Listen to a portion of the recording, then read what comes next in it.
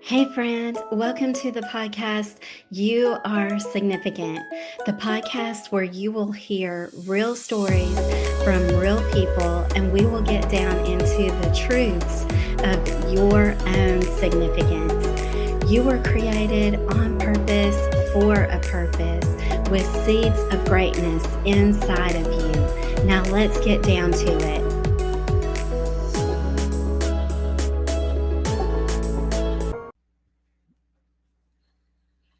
I'm here with my new friend, Natalie, and I'm so excited for her to share her story with you today.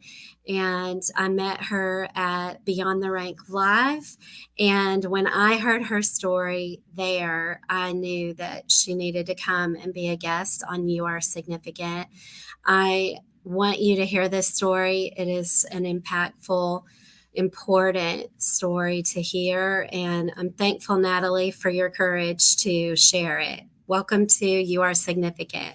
Thank you so much, Darlene. I am honored to be here and I appreciate the opportunity to share our story. It's not an easy story to share, but it is necessary. Someone out there needs to hear this. So if we could reach one or two people with what we've been through, it doesn't make it worth it, but it gives us a little bit of purpose. Yes, I agree. So I don't know. Oh wow, where do I start? So start with Jonny. My husband and I have 6 children altogether, and our son Jonathan, he was my heart. If I can get through this without crying, it'll be really good. Jonny was always special and super smart and vibrant, but he was also a lot. Couldn't figure out why, he wouldn't wear certain things, he wouldn't eat certain things. We couldn't keep a handle on him. So by the time he was 4, he was diagnosed as being on the autism spectrum with a comorbidity of severe ADHD, which made it hard to diagnose the autism because the ADHD was so bad. But we got him the help that he needed. He had behavioral therapists that were wonderful. He had support in school. And even through all of his challenges, he was just the happiest little boy. He was always smiling and he was so kind to everybody. He loved everybody, and all he ever wanted to do was make friends and play. So of course, anytime you have a child that's a little bit different in the school system, the cruelty starts, and that started for him pretty young. But when he was younger, it was a little different. He had a behavioral therapist in school, and so she kind of shielded him from certain things. It wasn't as a parent, how cruel the kids could be. He got into 8th grade, so of course COVID came, and children were being cybered and homeschooled, and that was the case with him. He was cyber schooled for 2 years and went to a new school district. We moved, so he starts 8th grade and he goes into the school, and pretty much starting from day one, he was mercilessly bullied. He, being high functioning on the spectrum, he was mainstreamed. And so basically what that means is he's in all of the regular classes. He didn't have any, special classes or anything like that. He was able to manage the work with a few accommodations. He did have an IEP. He was also an athlete. So he wanted to be on all of the sports teams. He ran cross country, he wrestled, played football, and he was also a young Marine. So he was very athletic and very busy. And he loved all of those things. But in addition to the school bullying, there was sports bullying. He could never escape the cruelty, and it was bad. It was bad. There were physical altercations. The verbal abuse was pretty much daily from multiple, kids. I tried to get him to quit. I tried to get him to leave school. I didn't know what else to do. went to the school district. I told the coaches, I told the teachers, I'm like, somebody needs to do something. Certainly moving forward, it continued into ninth grade. Um, and I won't get into everything because it's just, we don't have enough time and it's too hard. Um, but right before Thanksgiving of last year, went into the school, met with the principal, athletic director, superintendent, um, and none of them knew about the bullying. They had no reports from teachers or coaches. Nothing had gone up the chain. And as a parent, I thought I was doing the right thing, going to the coach, telling the teacher, and it wasn't the right thing because it wasn't even sent up the chain. Everything was brushed under the rug, and he at that point was in such a bad way. He just, he was becoming despondent. So anyway, the kids go on Thanksgiving break, and we had a wonderful weekend. December 3rd, we went to a wedding. He was in such a good mood. He was so happy. We had a great, great time. The morning of December 4th, I get up super early. And I came downstairs and I made my coffee, and I could hear our dog scratching at his door upstairs. She slept in his room. And I thought, okay, that's weird. he's not letting her out. Normally he would get up, and I walk upstairs and I could see that the light was on in his room. And I let the dog out and I peeked inside, and he wasn't in his room.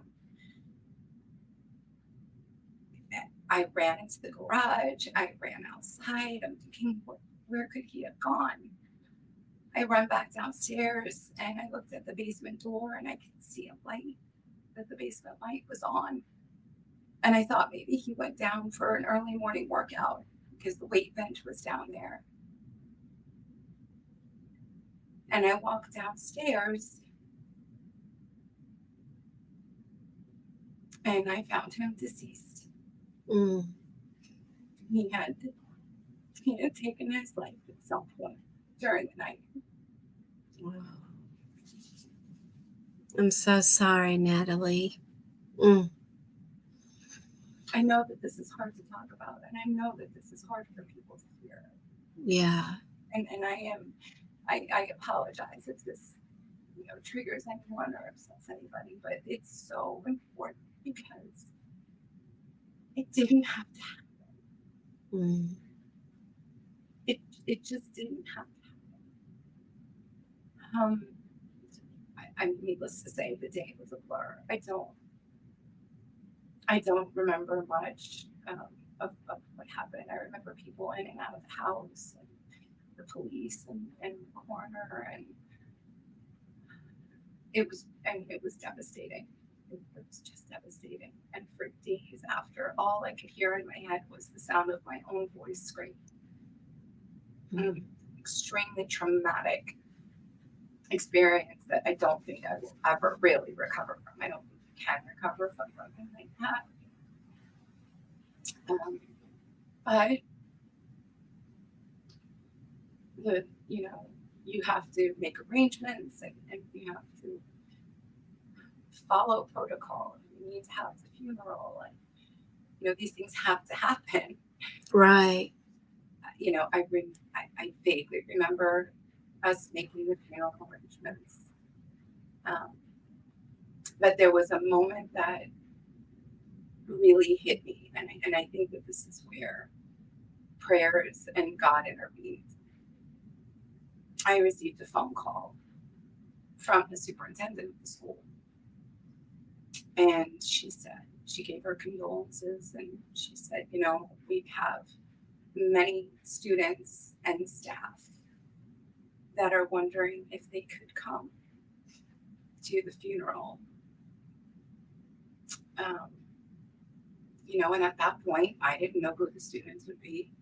I didn't know who the staff would be. I wasn't going to sit there and take a list of names. but something in my spirit just said, let them. Mm. I thought, okay. I said, that's fine.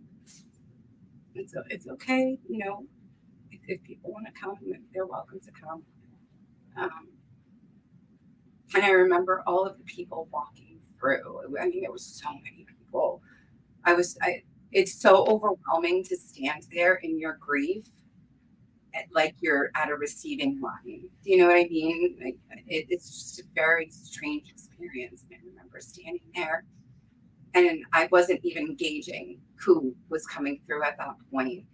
Um, but it was, part of it was beautiful because I would see faces that I hadn't seen in so long, like Johnny's first grade teacher.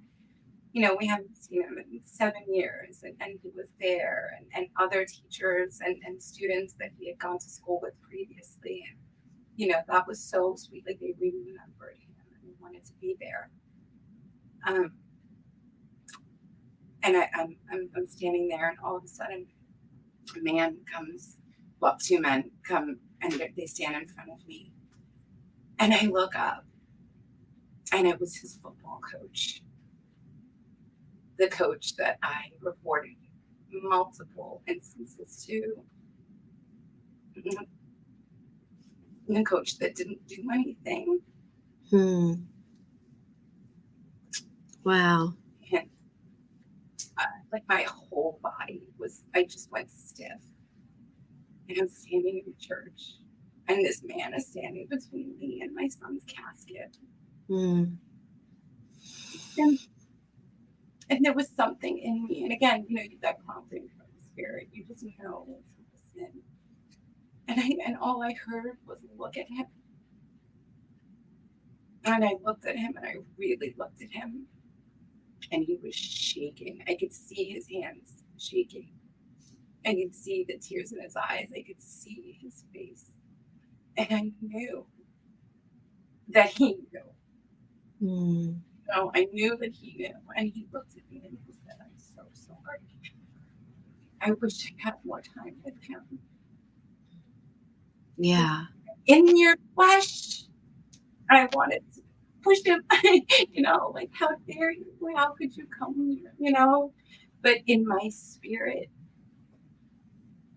that wasn't to be. And I shook his hand, and I said, thank you for coming, Johnny. I really liked that. Yeah. I can't. Everybody asks me, why aren't you angry? Because I can't live like that.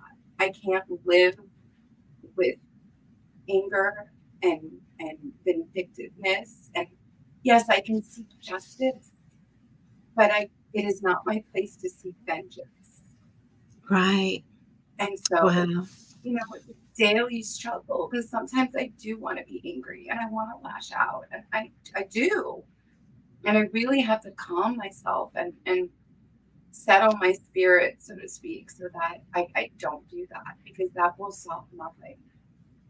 And other parents every day across this country are feeling what I'm feeling, or they will feel what I feel.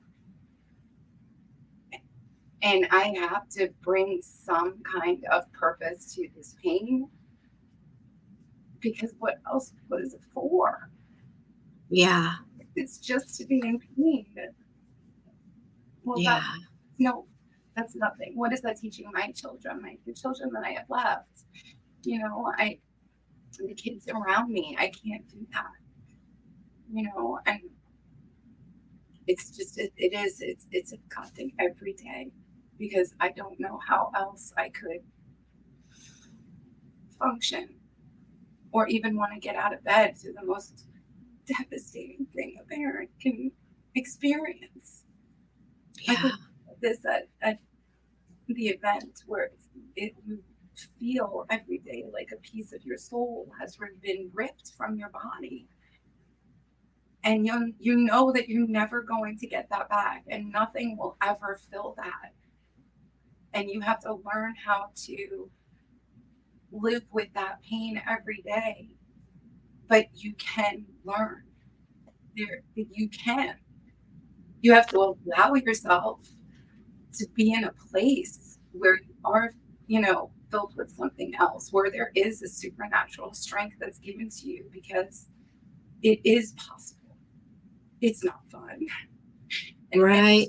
hurts. Mm-hmm. But what other choice do we have? I will tell you. And this us, it's a strange thing. So this happened in December, and Jonny was a singer. Oh, he loved to sing. He was the karaoke king. He loved to sing, but he loved, Frank Sinatra and all the old crooners. And we used to sing in the car together. And I found a song, and I was like, I bet you would sound great, singing this for Christmas. And we were talking about him singing it at, Christmas Eve. And it was Mary, Did You Know? Oh, wow. That's such a beautiful song. Beautiful song. But I look back, it was almost prophetic, Mm. you know. And I just kept thinking, I didn't know. She didn't know. We don't know, you know. We don't know. And again I think of that. I can do this. I could show my kids strength. I can do this. Other people have done it before me. People will do it after me. That is what I do with this that will really be his legacy. Wow. So true. So true, Natalie. And I just think about the moment when the coach was standing there and you wanted to push him, but you decided because of your spirit and walking in the spirit that no, I'm going to tell him, thank you for coming. I'm glad that you came. Jonny would have liked that. And just what an example of forgiveness. It forgiveness, and we talk about that on this podcast, that forgiveness doesn't mean what someone did was right. It doesn't mean that God forgave them. It just sets you free. It sets you free from carrying around bitterness, resentment, and it also shows compassion, that you had compassion, that maybe he just really didn't know what else to do. We don't know. And we don't have to get inside his head. You don't have to waste your energy and your time on that mission. Instead, you've set about to the purpose of sharing your son's story so that other parents and other people in similar circumstances can feel empowered, and maybe they will know more of what to do. And also the self forgiveness that your story is showing, because even in not knowing more of what to do yourself, you did the best you could with what you knew. And that's what we do as parents. We do the best that we can with what we know. And sometimes we find out that wasn't good enough, in one sense. Like, I was sharing with Natalie that I've gone through some hard things with my daughters this week. And I've never had 20 something year old daughters before, and I'm making mistakes. I'm making mistakes, and some of them I can't change. I can't go back and undo my mistakes. And yet, in parenting, we have to forgive ourselves. We have to say, you know what? I did the best that I could at the time. And also letting our children own their own pain. And that's so hard to do in a situation where a child takes their life. But understanding that we can't read our children's mind, that we do the best we can to see the signs and to go on the information that we have. And communication is so important.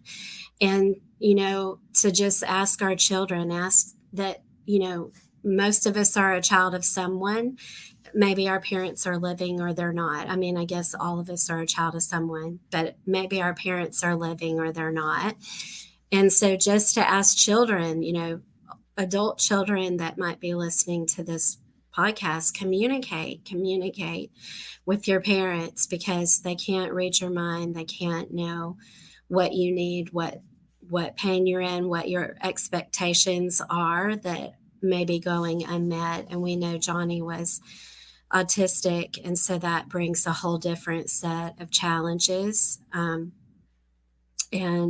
we have a lot of children that have become teens that are aging into adulthood that have autism. And some are diagnosed and some are not.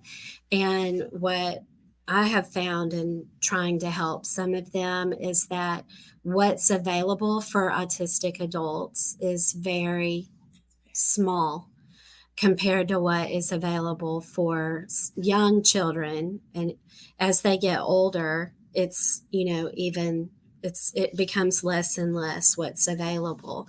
There needs to be a lot of improvement, or a lot of, what's the word, innovation for our children who are autistic, Yes. and still need a lot of help and opportunity. They need hope just like we do, and providing opportunities to them is a way that folks can help that listen to this podcast.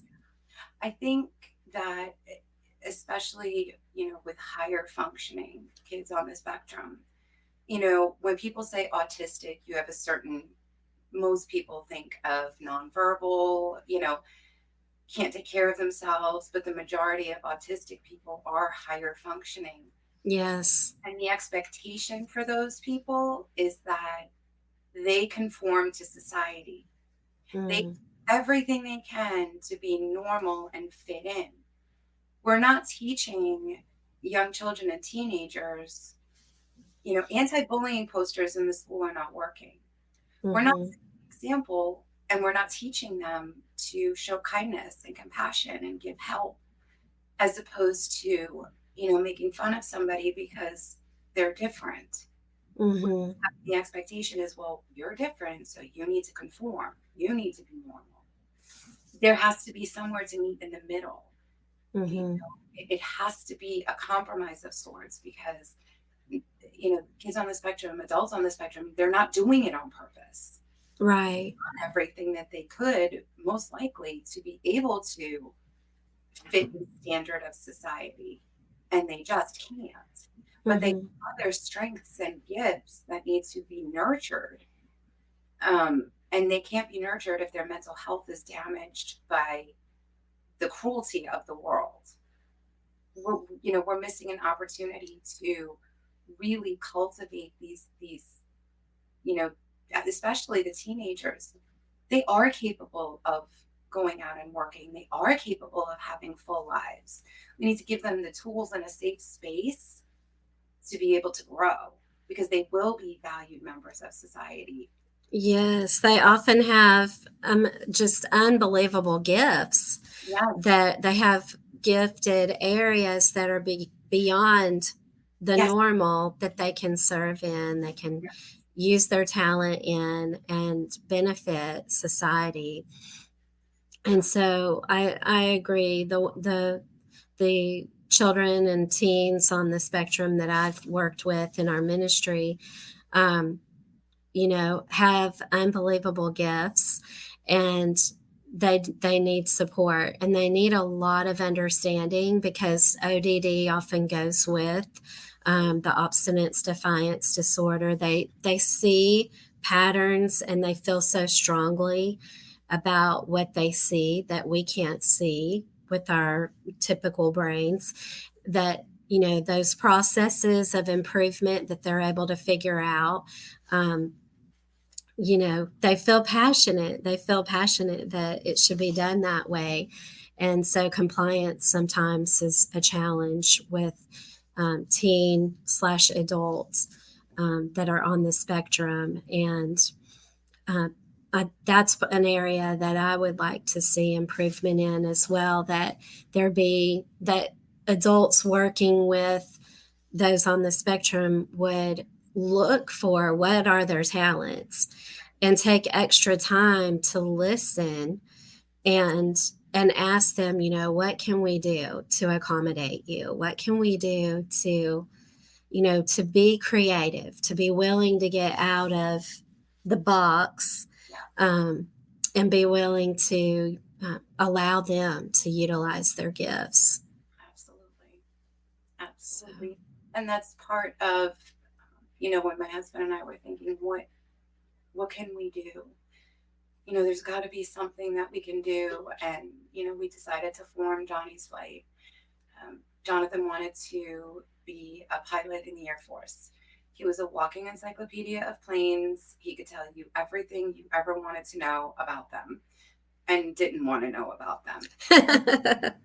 But he had certain challenges that would have prohibited him from that. He gave up his IEP in school. He went off of medication. It had been a couple of years since he was off medication, and I will tell you that he did a million times better off the medication than on the medication. But there are certain conditions that he needed to meet, and so he did those, and they were challenging, but that was his dream. He Mhm. didn't want to do anything. You said to him, "What else do you want to do?" Nothing. Plan B though. Let's talk about that.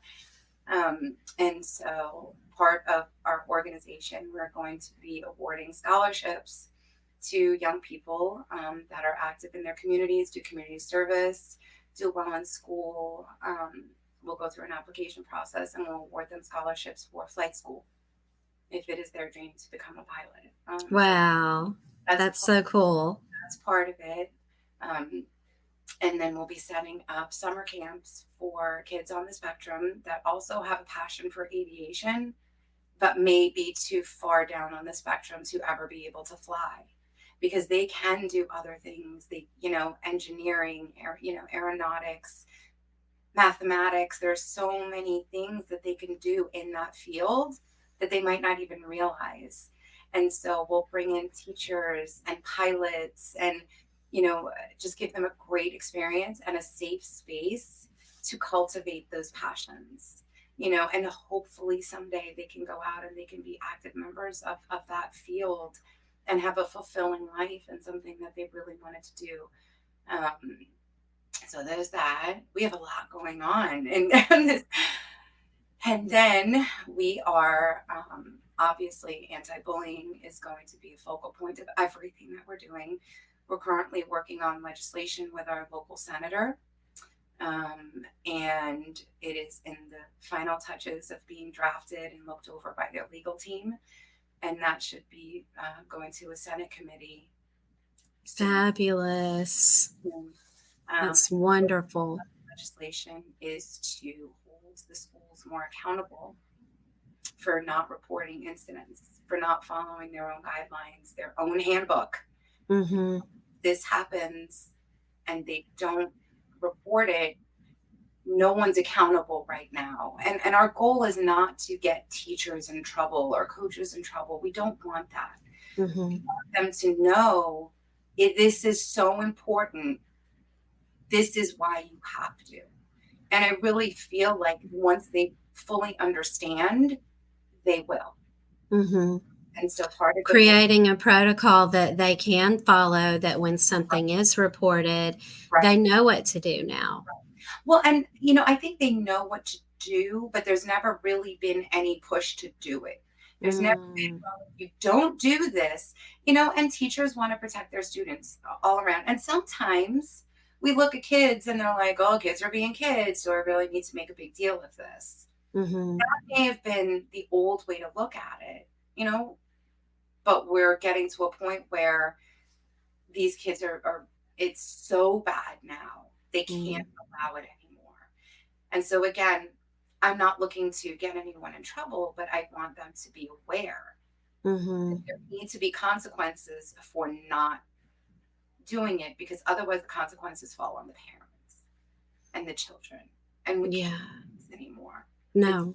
this is an epidemic. Every time you turn on the news lately, there's another story of a similar case. And we have to, as parents, as humans, as Yes. human beings, I don't care if you're a parent or not, you are Yeah. a human being, you should care.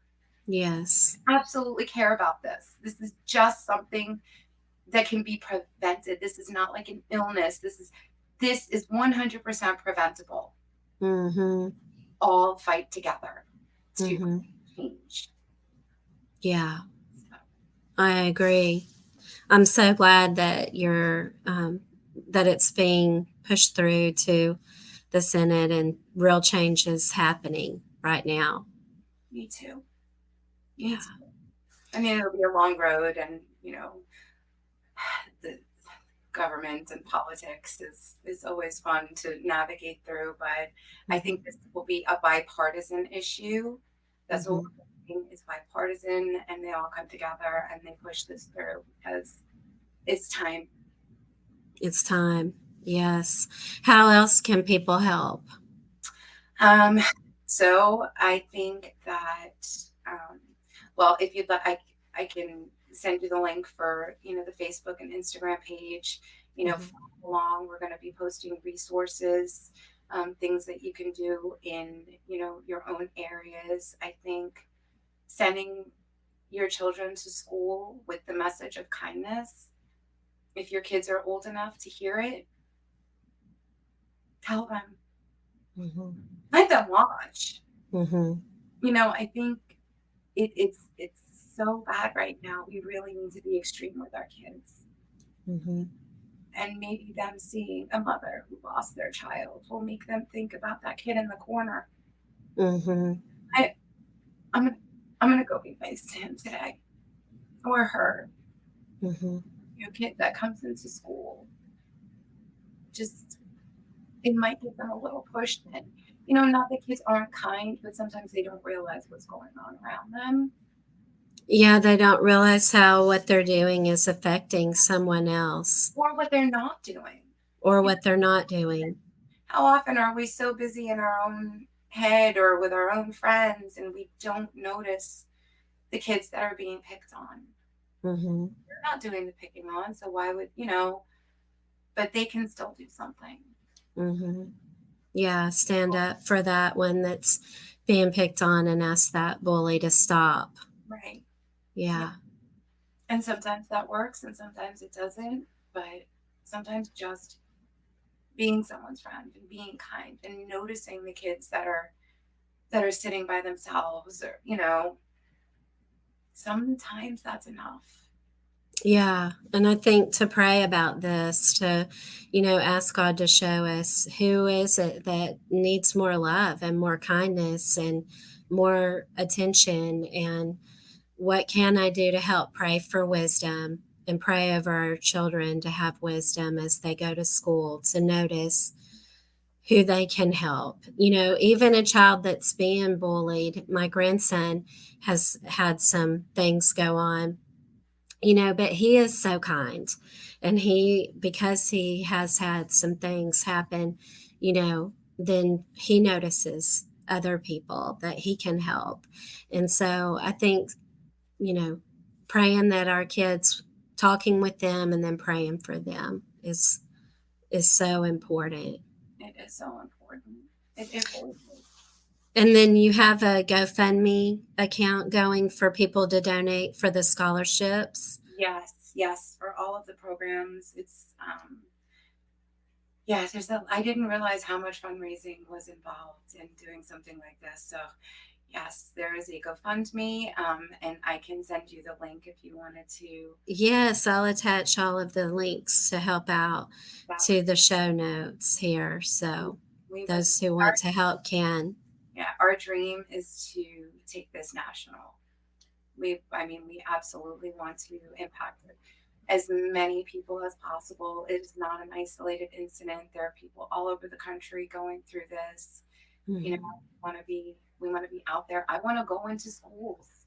I mhm, want to stand up in front of teachers and coaches and students. And I want to share with them, and I want to tell them what could happen, but they have the power. Mm-hmm. They have the power to create real change. And oh, to be able to see that. Yeah.